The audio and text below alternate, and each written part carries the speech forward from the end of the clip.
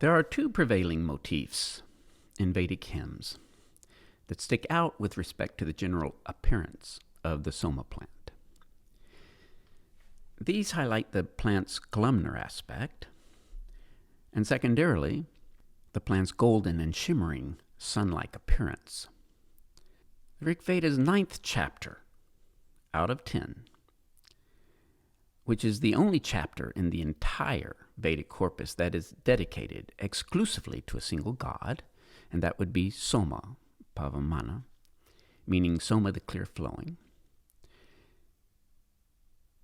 And this particular chapter is replete with allusions to the plant's pillared form and to its habit of reaching high into the heavens.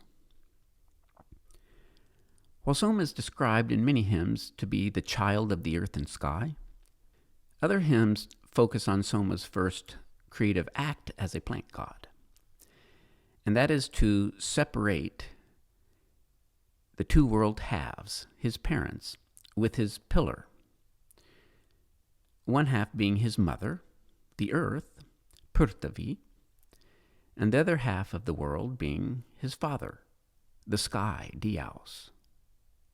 In this cosmic feat of separating the earth and sky, Soma raises and supports with his prop the universal principles of truth and righteousness. These are known in Sanskrit as dharma, truth, and rita, R-I-T-A, righteousness or rightness. While doing so, he metes out the immortalizing essence of creation, the highly revered rasa, his sap, for the benefit of the gods. From the summit of this pillar, Soma is said to shine a golden light that glows and shimmers, that glitters.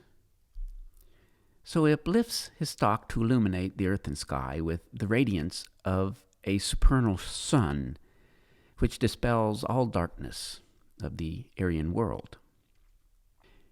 In this light, Soma is compared to, or in fact, sometimes identified specifically as, various popular Aryan sun gods. One being known as Surya and or Savitar, and other deities as well with sun-like qualities, such as Indra and Vishnu. All 5 of these golden sky gods comprise only a portion of the Aryan pantheon, however, that actually exhibit solar characteristics. Many gods and goddesses do.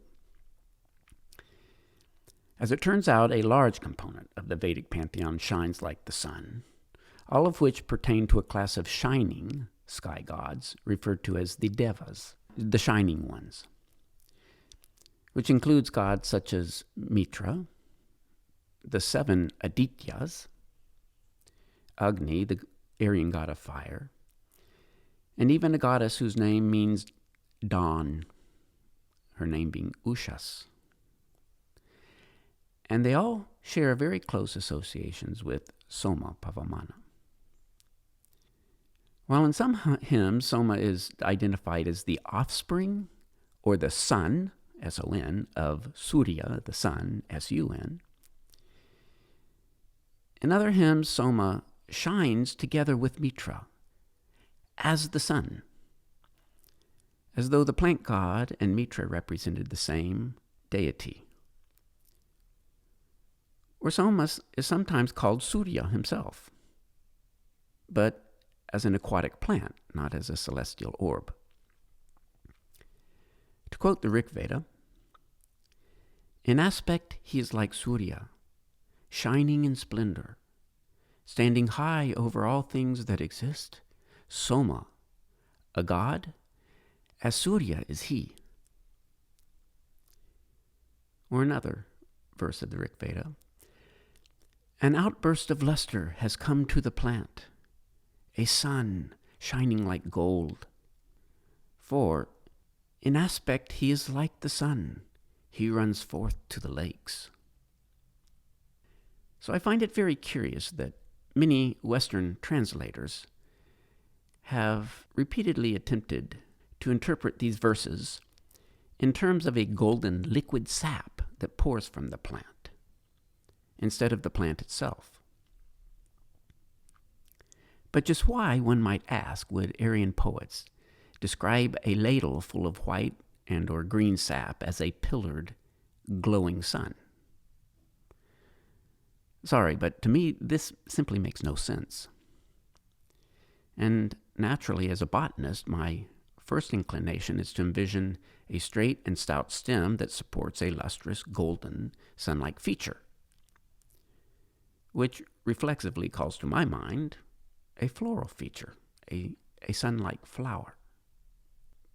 Because the Vedic verses say, an outburst of luster has come to the plant, not to the rasa, to the plant, a sun shining like gold. And coincidentally, for at least 3,000 years, there is but one plant of India. I'll say it again, but one plant of India that shares a close symbolic relationship with the sun. And that plant, by all counts, is the sacred lotus of the East, Nelumbo nucifera. The symbolic connections between the sun and the lotus have been as important and frequent in history as they are in the present day. As observed here in a former entrance door to the National Museum of the Buddhist Kingdom of Cambodia in Phnom Penh, a modern Buddhist civilization whose founding ancestors were actually Brahmins from India. This enduring symbolic association was discussed in detail by the very popular 20th century mythologist Joseph Campbell, who in one of his pictorial publications on world mythology, entitled The Mythic Image, quotes and underscores a dictum of a famous art historian of his day, with whom he agreed.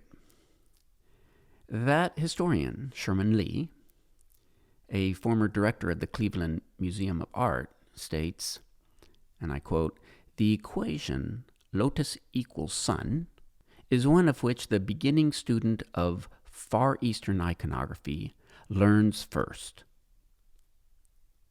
Yet neither Campbell nor Lee, nor any other Indological historians, for that matter, so far as I can tell, has ever considered this historical iconographic relationship in terms of the overt and continual Vedic mythic linkages between India's sun and their lost and forgotten and oh so mysterious sun-like plant.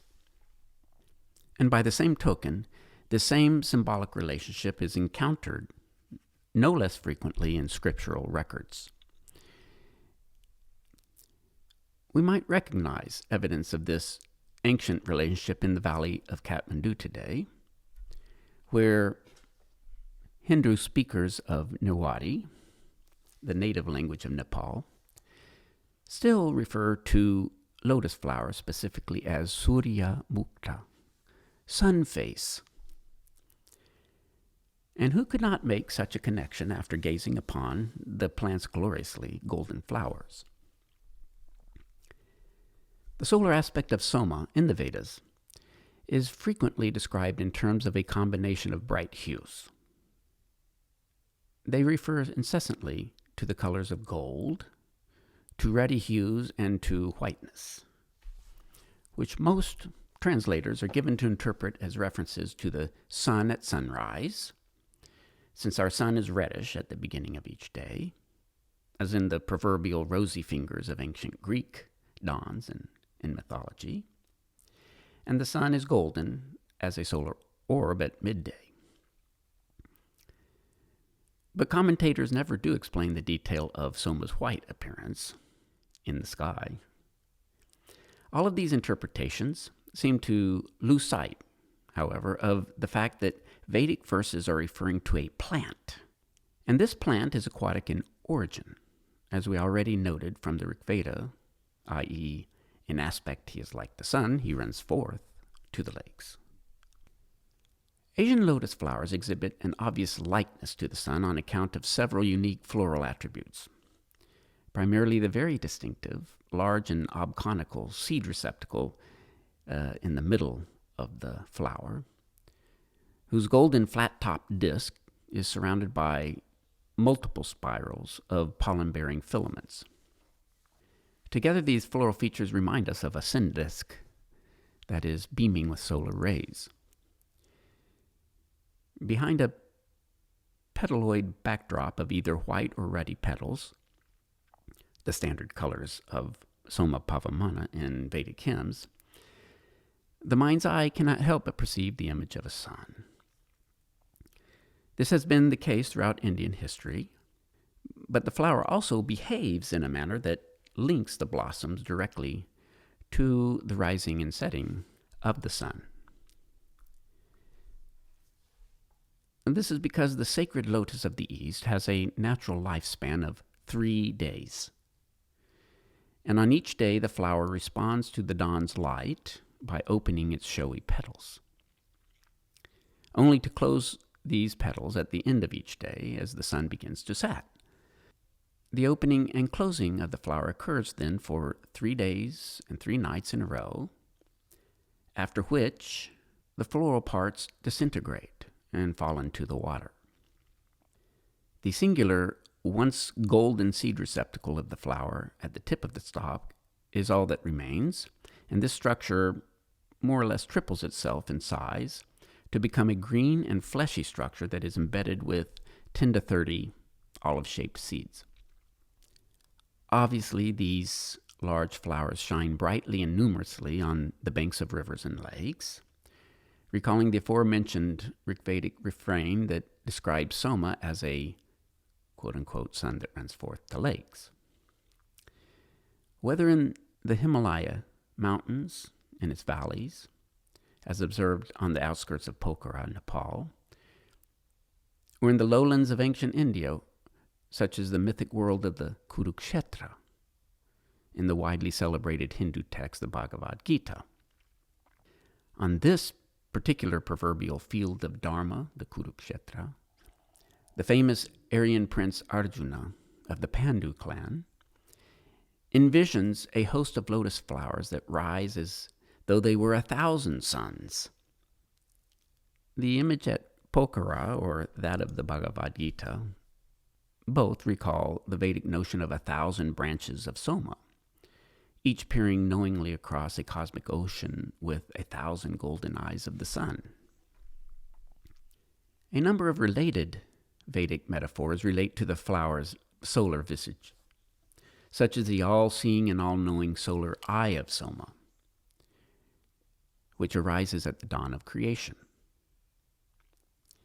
Or, as a child of the waters, Soma scans the 4 quarters of Aryan space with an all-knowing eye of gold at the dawn of each day.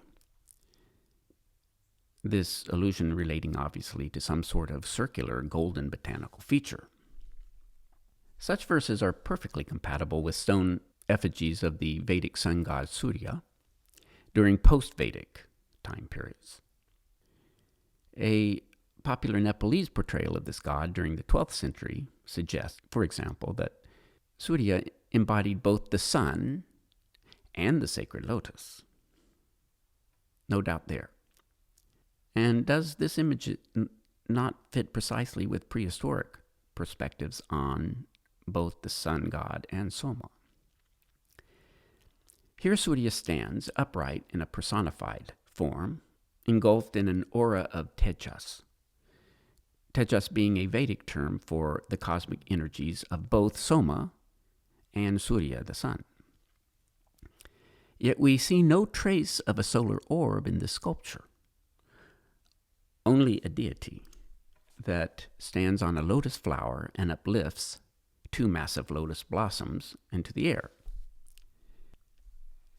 In early Vedic verses, the singular solar eye of Soma is said to arise in multitudes, oftentimes by the thousands, much as Soma stalks. So one might envision each of these stalks bearing a sun-like feature. Soma Pavamana employs 1,000 all-seeing branches and eyes, each peering across the realms of the earth and sky in the Vedas. Sometimes these descriptions referred to the plant in the plural as somas, which again seems senseless when one attempts to apply these references, these symbolic references to, or metaphorical references, I should say, to a liquid exudate instead of a plant. And in a mythic context, Soma conventionally drives the Aryan sun across the heavens in a golden chariot that is drawn by a team of 7 horses. Surya, among the most renowned of Vedic sun gods, commands a similar chariot, which Sanskrit speakers refer to as the Ratha. Sometimes they interpret this or translate this word as car instead of chariot. Soma is said to be a chariot-born child of the waters.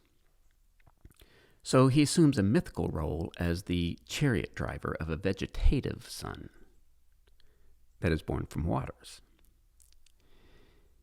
In the Yajurveda, Aryan bards communed with Soma's divine eye during their Soma sacrifices, and then sang chants that identified the celestial eye of the sun as a solar ship of truth.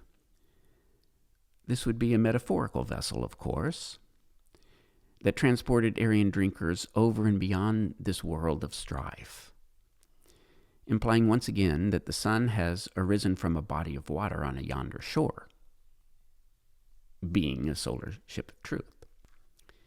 From the dark Yajurveda, I will quote Arthur Keith's pioneering early translation. "You are pure, you are nectar. You are the sacrifice for all the gods. I have mounted the eye of the sun. You are thought, you are mind, you are meditation, you are the gift. May we mount that safe ship whereby we may pass over all our difficulties." So I'm thinking, where can I get some of that stuff? A 9th century life-sized, anthropomorphized image of Surya from the state of Bihar, India, follows convention by placing 2 full-blown lotus blossoms in the sun god's hands. But note as well that Surya drives a team of 7 horses, much like Soma in the Rig Veda, and that the chariot of the gods is not actually a solar disk, but rather a floral car, the sacred lotus. The chariot, then, here is the flower. An attendant that is observed at the sun god's feet is known as Aruna in the mythic charioteer of Surya's car in classical post-Vedic Hindu mythology. Post-Vedic, but this driver's personal name, Aruna, which means ruddy in Sanskrit, is one of several terms that describe the reddish aspect of Soma's sun-like body in the Vedas. So, not surprisingly, the light-engendering nature of the Soma plant was described as a source of enlightenment for Soma drinkers, once the beverage began to work its magic. To quote a hymn dedicated to the plant god, "O Pavamana, place me in the immortal world, wherein the light of heaven is fixed, and everlasting luster shines." Vedic Soma is not only described as a golden chariot, but also as a singular golden chariot wheel, a single wheel, a chakra.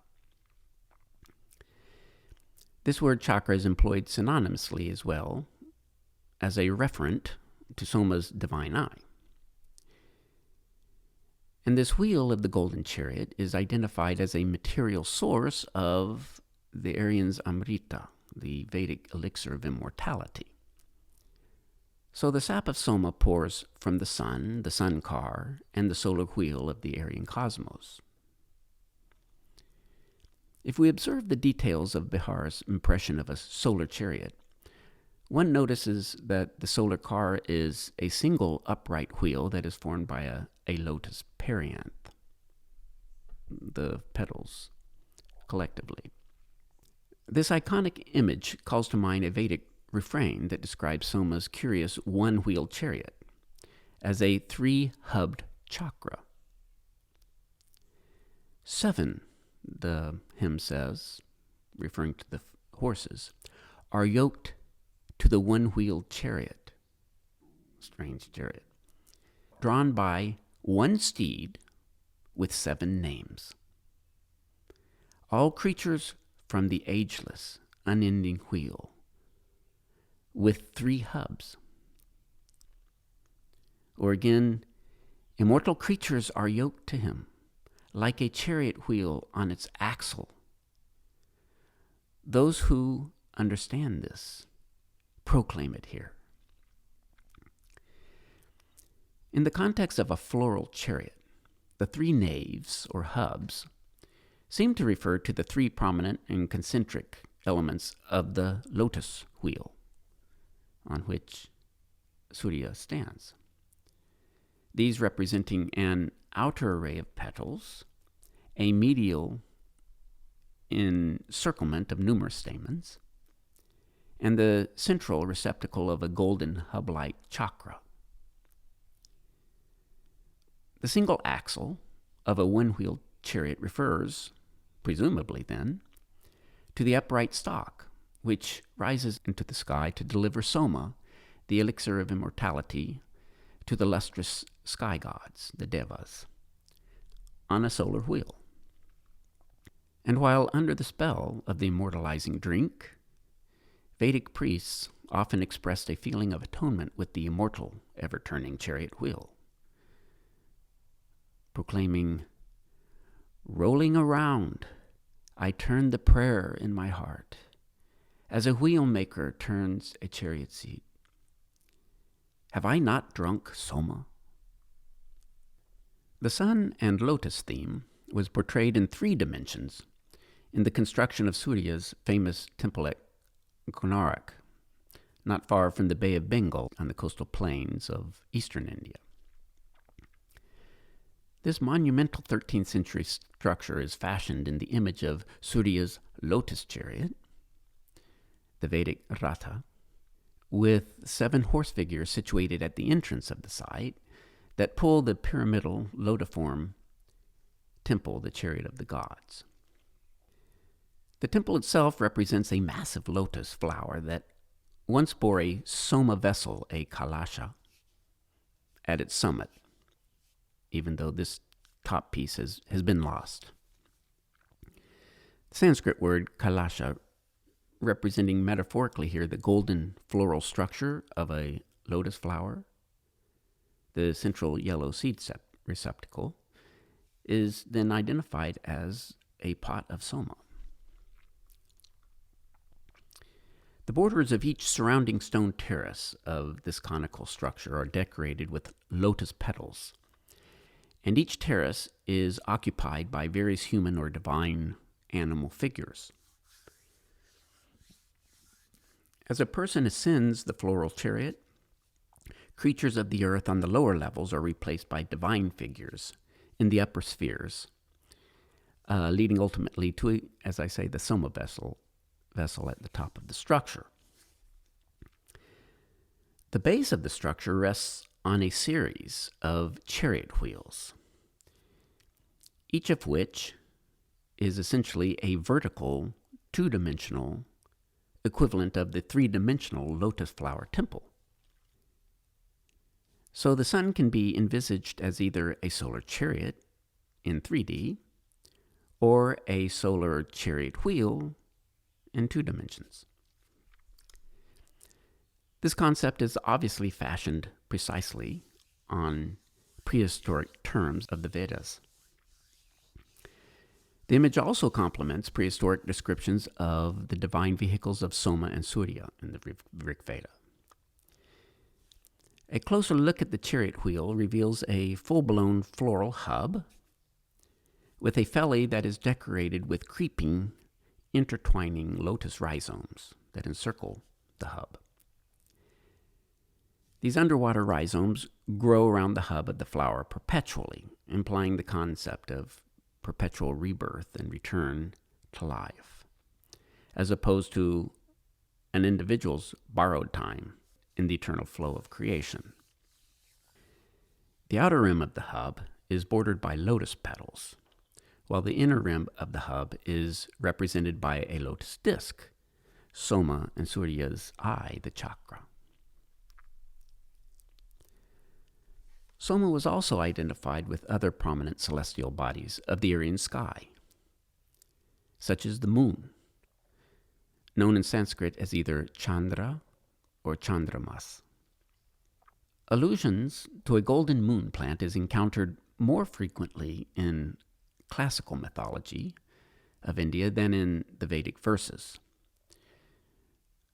But post-Vedic allusions to the Soma and moon associations clearly spring from Vedic traditions. In the 105th hymn of the Rig Veda's first mandala, first chapter, Soma's lunar body is born with golden wheels from the rivers of the Punjab. Like the Veda's aquatic sons, this is a brain teaser. References to the plant in this context are quite sporadic in the Rig Veda. But Soma begins to really shine like a moon in the Yajurveda and the Atharva Veda. In these texts, Soma is described as both a golden lunar orb or a lunar charioteer, who is golden by day yet shining brightly by night. To quote Griffith's translations of the Atharva Veda, "May Soma free me, God to whom they give the name of Chandramas." Or, "O spray of Soma, all perfect you truly are.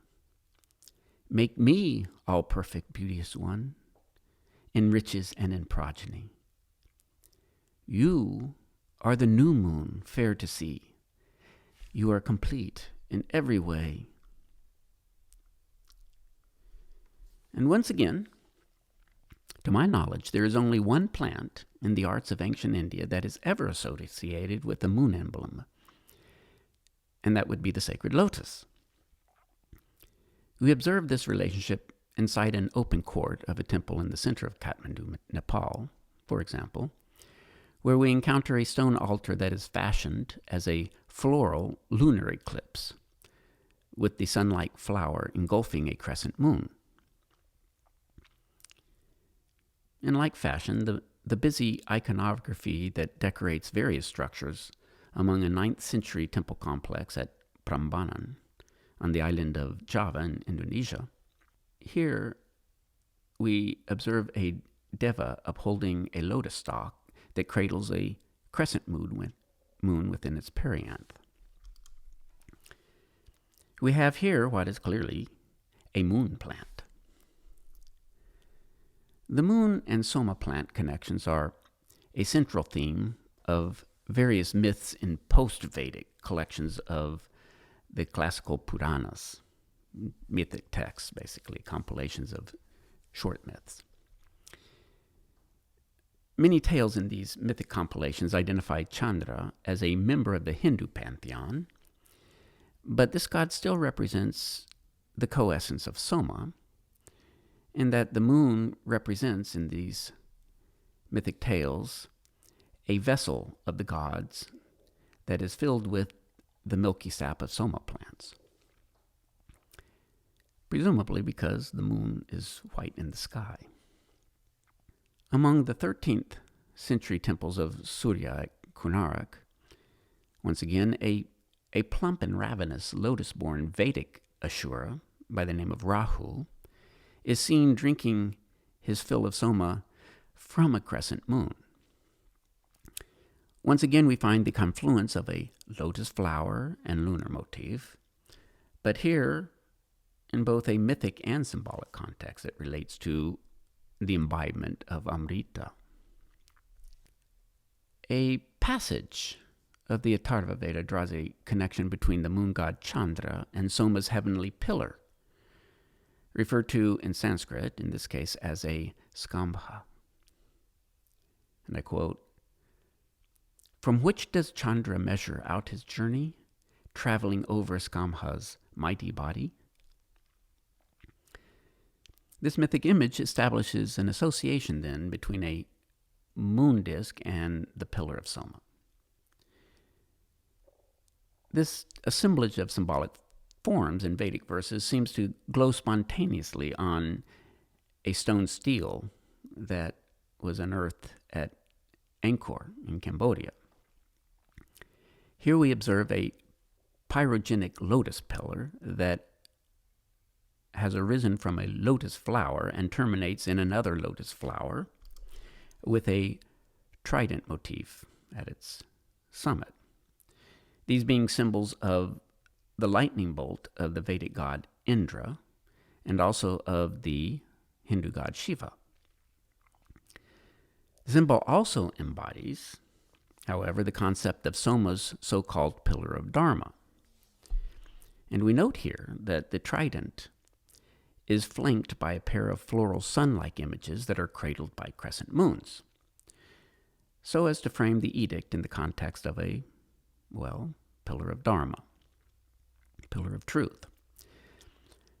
And we should not forget that Cambodian priests were chanting Vedic hymns on a daily basis during this age. Clearly, Vedic conventions and symbolism had yet to lose their currency among immigrant Hindu communities in foreign lands. While many Vedic gods, representing non-living elements of the natural world, such as planets, storms, rain, rivers, and fire, these deities are often personified in mythic narratives as sacrificial priests, Brahmins, so to say, or as wise seers, called in Sanskrit rishis. Now, while many historians have lamented the absence of iconographic materials from the Vedic period, which is to say human or symbolic portrayals of members of the Vedic pantheon in archaeological records from India's prehistoric past, we can refer to several compelling portrayals of Chandra Soma in India during post-Vedic eras. And we find a pattern of characteristics that are perfectly agreeable with Vedic references.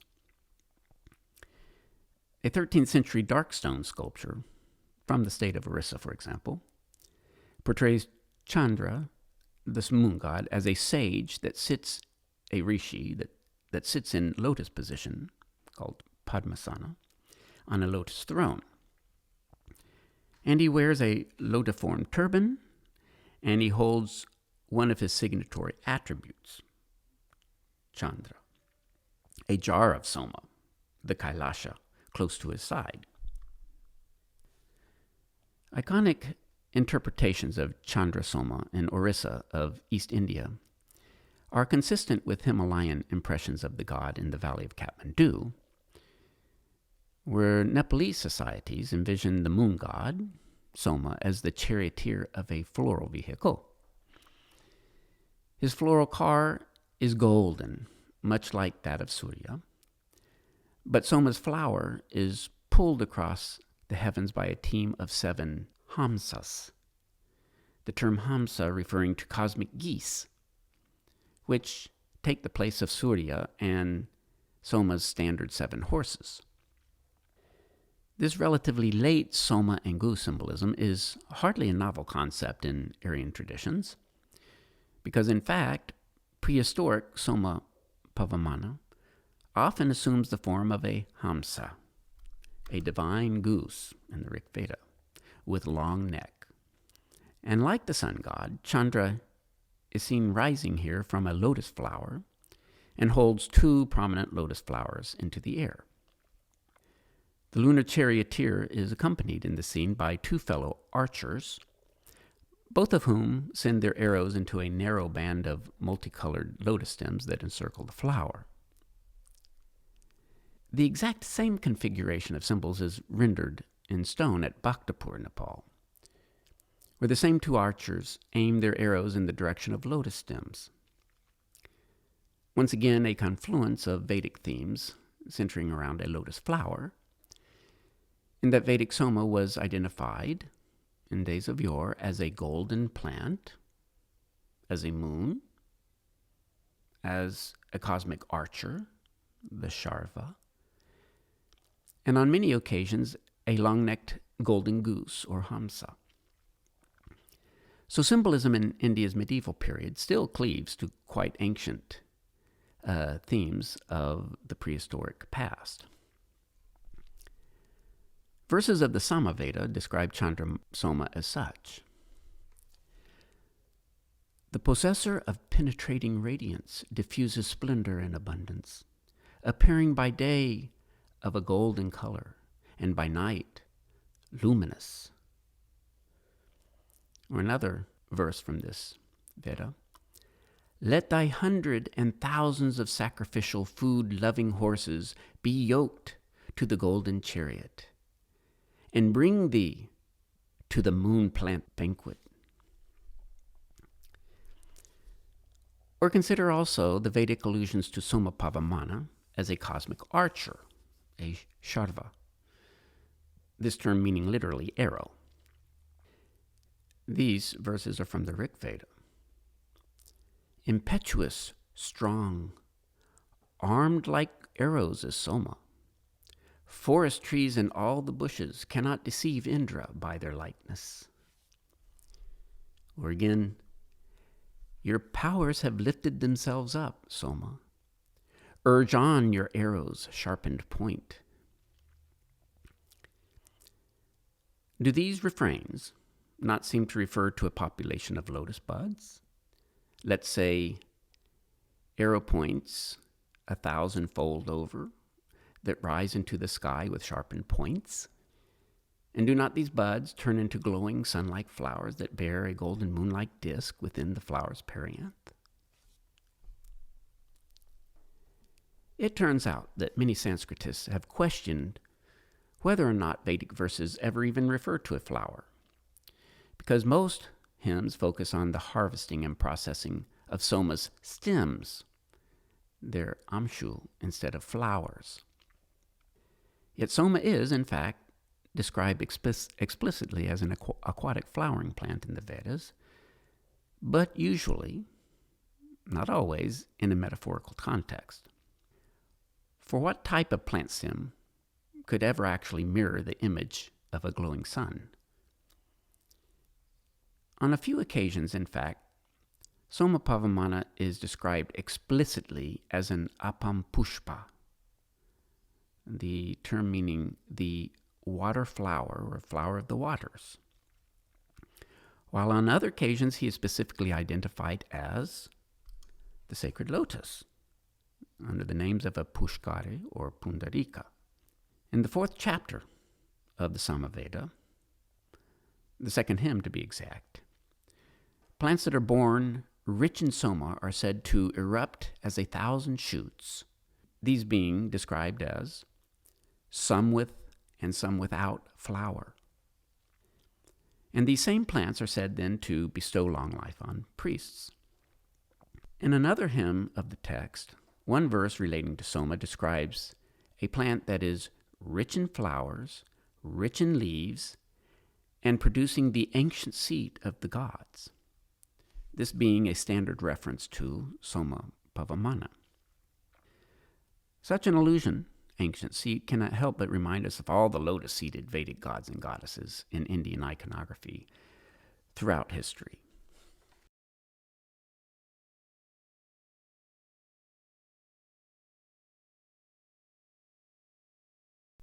In the Atharva Veda, specifically the 7th hymn of Book 8, a mantra describes the immortalizing plant of the gods as having both sweet leaves and sweet blossoms,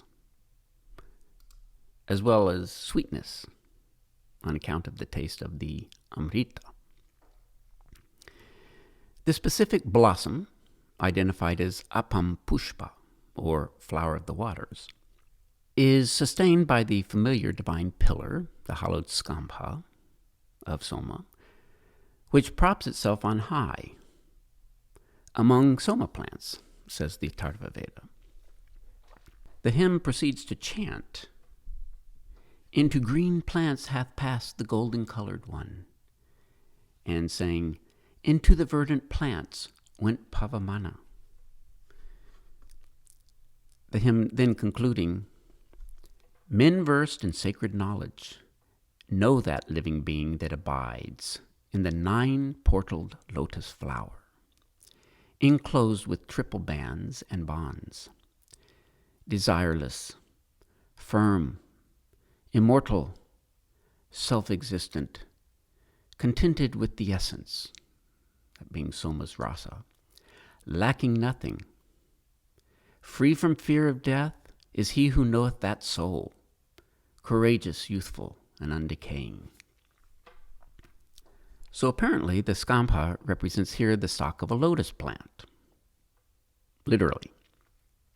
And the reference to a drinker's freedom from the fear of death and his heightened awareness of a cosmic soul, the Atman, in the plant, is likewise an indirect reference to Soma, since the plant of the gods is identified in 2 earlier Rig Vedic hymns as the primeval soul, the Atman of the sacrifice.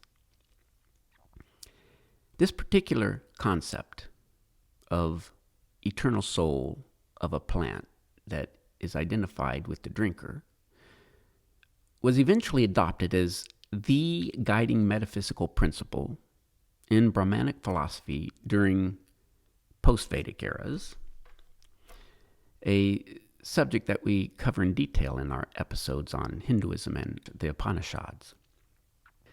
So suffice to say that even during prehistoric times, the lotus plant was already associated specifically with the attainment, as you can tell, of Brahman bliss, i.e. the experience of fearlessness, the lack of desires, and the feeling of an undecaying state for those who come to know the soul, the Atman, of Soma. So this state of euphoria, which would eventually be described as madhyati in classical Sanskrit, relates etymologically to a Vedic term that describes the Soma plant's intoxicating properties, i.e.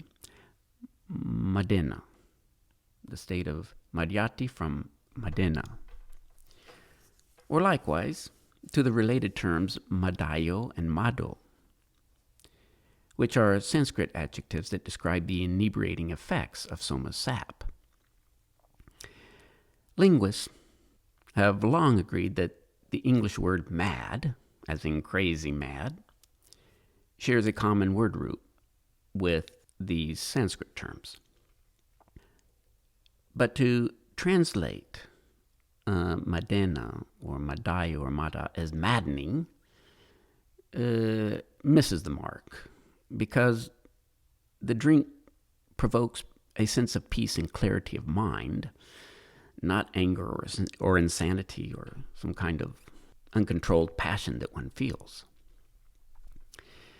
Most early, in fact, English translations of the Vedic hymns render the term madena as gladdening or exhilarating. But these English terms also, I think, fall short of highlighting the bliss-bestowing sensations that one feels upon participating in a Soma libation ceremony.